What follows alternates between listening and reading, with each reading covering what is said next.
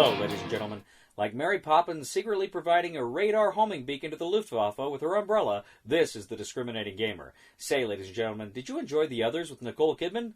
Well, this game has nothing to do with that. The Others, 7 Sins from Cool Mini or Not.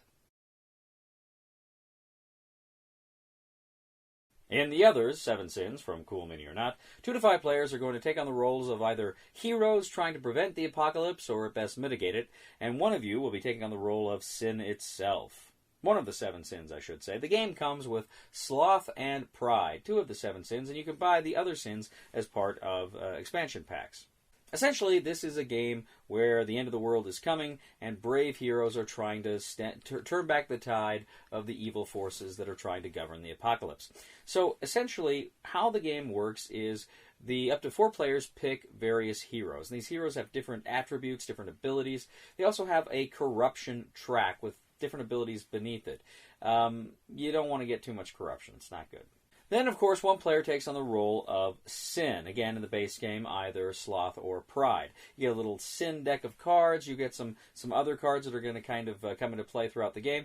And then, critically, the heroes, they're going to choose a story. What story do they want to play? Because there's kind of different stories or scenarios. Each story has a couple of different maps you can play with it, and a few other little fun surprises along the way. You set up the maps with the boards. They kind of look like the boards from Zombicide. You set those up. Then you set up tokens all around the board. These tokens most likely are going to aid the sin player throughout the game. The different tokens are things like corruption. If ever a hero moves into one of these spaces that has a corruption token, they have to do a corruption check. There may be fire, which can deal physical damage. You have to do a fire check there. There are these kind of tokens that essentially make the monsters more powerful. And then there's kind of spawn tokens that is where the evil sin creatures are going to come from. Sin is also going to have a number of acolytes. These are kind of low-level monsters. You're going to choose which ones you want. There's about 3 different ones that come in the main game. You're going to choose them, and you've also got abominations, which are stronger monsters, and then you're going to have even bigger, uglier, nastier, meaner monsters come out throughout the game. Now, at the start of the game, you're going to resolve any kind of story-specific scenario stuff that's going on. Then you're going to go ahead and move toward the heroes actually taking their actions. So heroes have these 2 kind of action tokens. So they take an action, they flip it, and you're going to decide who gets to go first. So you take your action, you flip this token over. It's going to go around and around until all the heroes have flipped their tokens over. Essentially, they can take an action, then move, or they can move and take an action. They can't do one, then interrupt it, then do the other. But they can do things like fight monsters. They can try to clean up some of the corruption tokens on the board. They can try to do that. And then there may be some scenario-specific things they can do as well. You can also resolve city actions. Now, each city space has different actions that you can actually kind of move into and activate. For instance, you can reduce corruption on your track, which is going to be important. You can activate kind of an orbital strike to take out some of the acolytes or other monsters on the board. You can get an upgrade card. If you get an upgrade card, you draw a card from the upgrade deck. You've got 5 of them out. Draw one, you put another one out there. But these are kind of various abilities and equipment and stuff that will help you on your quest. You can also heal wounds, or you can also gain more action tokens, or a turn token that can help you in the game as well. Now here's the thing. The sin player does not have a turn per se. It's not like the heroes go and then sin goes. Rather, the sin has a number of reaction tokens, and the sin can react to any time one of the players takes an action. So every time a player goes, the sin player can say, okay, I'm not going to go this turn. Or, okay, yeah, I'm going to go. I'm going to counter that.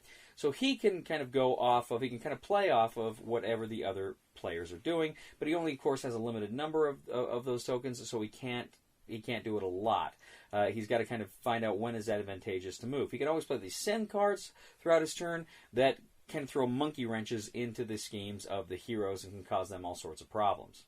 Now, when he does do a reaction, he can move some of his monsters up to 2 spaces. They can engage in combat with the heroes. Now, they engage in combat. Essentially, of course, you're doing die rolls. You're comparing symbols. But one of the symbols you're going to roll is, of course, physical damage. You're also going to roll corruption. Now, if you roll corruption, there's a chance for the hero to block it. You're rolling simultaneously, seeing what the die rolls are. If you get corruption, then your corruption track moves up if you're a hero. Now, you don't want corruption, because if it gets all the way to the end of the corruption track, then any corruption that you get hit with becomes physical damage. It can kill you. Now, you can choose at times to lift your corruption track up, because then you get all the advantages from that spot on your corruption track down. And that can give you a very powerful temporary boost, but of course you're trading your long-term well-being to do it. Now, whenever a character dies, that player is not out of the game. You don't have player elimination as such. Rather, you simply select a new player and you come in the game. Now, as soon as a player is dead and there are no more characters to bring into the game, then the Sin player wins. On the other hand, if the heroes fulfill their specific mission objectives, their story objectives, then they win the others. Now, again, there's a lot more going on in this game. There really is quite a bit more going on in this game. That was just a very brief, very, very, very brief overview. This game is a dungeon crawler, and as you know, I'm not a huge fan these days of dungeon crawlers. I still enjoy them. They're not my favorites like they used to be. I used to really enjoy them a lot more than I did, because to me it feels like a lot of them are kind of samey. They kind of feel the same. But still, there's differences, and you're seeing some innovations here that I like. I talked about, for instance, the Doom dungeon crawler, Doom the board game, where you've got the invader cards and you don't know who's going when. And what I like about here, what to me I think is the most innovative and clever and interesting thing here, is how the Sim player doesn't have a turn. He just reacts and he can make the decision. That's really fun and that's really interesting. This game was created by Eric Lang, who, among other things, did XCOM, the board game, which I love, Dice Masters, which I love, Blood Rage, which I love. So I was really expecting to love this game. I really like it quite a bit. I think the others, Seven Sins, is really fun. I've just played the base game. I haven't played with any of the expansions yet, and I imagine they bring a lot more to the game as well. I don't know that I love this game. Maybe that's just me. Maybe that's just the taste, because like I say, I'm kind of getting over dungeon crawlers. But I really did enjoy it. I really had fun with it. I think there's some really fun and new, innovative things going on here in Seven Sins, in the others Seven Sins. So if you like dungeon crawlers and you like that idea of kind of an interrupted hero kind of movements, I think you'll really get a kick out of this. I enjoyed it. I think it's a pretty fun game. I'm going to go ahead. I'm going to say buy it, because I think more people will probably like this game than not. My own reservations aside, it's a beautiful production, wonderful minis, and a fun game. Thank you once again for joining us today on The Discriminating Gamer. As always, we ask you to please leave a comment for us on YouTube, on Board Game Geek, on our Facebook page, or on thediscriminatinggamer.com. We ask you to please like us on Facebook, subscribe to us on YouTube, and follow us on Twitter. We are The Discriminating Gamer, and I got to admit, the only sin that I'm guilty of here is loving too much. Please somebody help me on my feet again, and I don't know where I'm going, and I don't know where I've been. Please somebody help me on the solid ground. It's a long time, and I've been dying. Once a year I wind up in the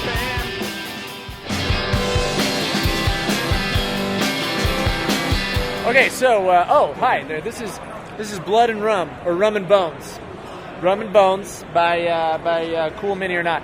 And a lot of times when you pick up a game, it's really complicated and confusing. It's a very thick rule book. So I'm going to go through what I call just like a real concise, quick rules. So what you got here is this is a 3 to 5 player game. All right, and you have these ones you can choose. I always like to choose Miss Mags because she's the hottest. So, but they all have different abilities and different things that they can do. Miss Mags, she has a distraction ability, where one of the other players, they'll be like, hey, I'm supposed to be fighting this pirate over here, but Miss Mags, she's really low cut, and then you get an extra turn. So that's why I like to play Miss Mags. So basically the way this game works, it's a turn-based game, and what you do is, like, if I'm Miss Mags, the first thing I do is I roll my dice. I roll 4 dice, okay? All right, so I got this number here. I got 7, 8, 9, 10, 11, 12. I have 12 points with which to distribute across the board. These guys are worth 3 points, the fat guy is worth 5 points, and the pirate captain's worth 10 points. So where I had this many points, I can only move 3 guys. Now, I don't want to come across here because there's an orange guy.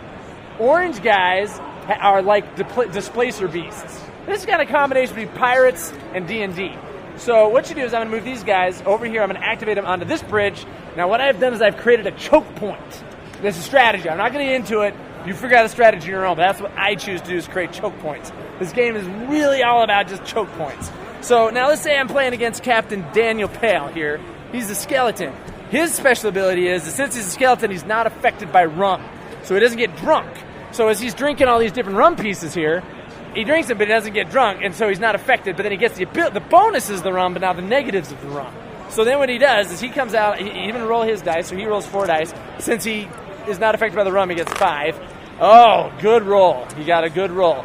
He actually got a lot of points. So he's going to choose to move, since he's the purple guys, he's going to move all of his guys to my choke point. This is one of the rare cases where a choke point does not help you because you rolled so high above what I had. This is like the one instance where that particular strategy, it backfired for sure. And he actually takes out my hook anchor hand guy. These pirates don't have hook hands, they have anchor hands. This guy, which makes him way more bad A. So, but he took it out, so I guess he's not as tough as I'd hoped. He takes over at the choke point, pretty much using my strategy against me, and then it goes on like that. So that's basically how you play Rum and Bones in a nutshell.